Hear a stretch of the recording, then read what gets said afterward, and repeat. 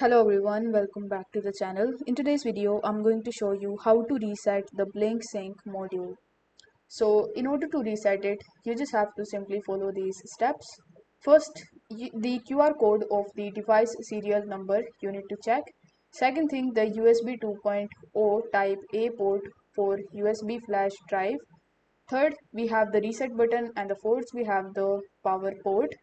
So you just have to simply press and hold the reset button on the sync module 2 with a small pointed object for 5 seconds. Then you need to release the button once the red light flashed. A blinking blue and a solid green LED will appear, indicating that the sync module 2 is now ready to be set up. If you have the sync module 1 generation, then you just have to simply use these steps.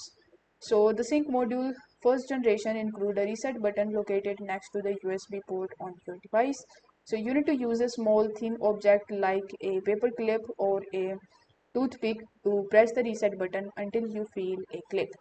So this was the instruction to easily reset your sync module 2 of Blink.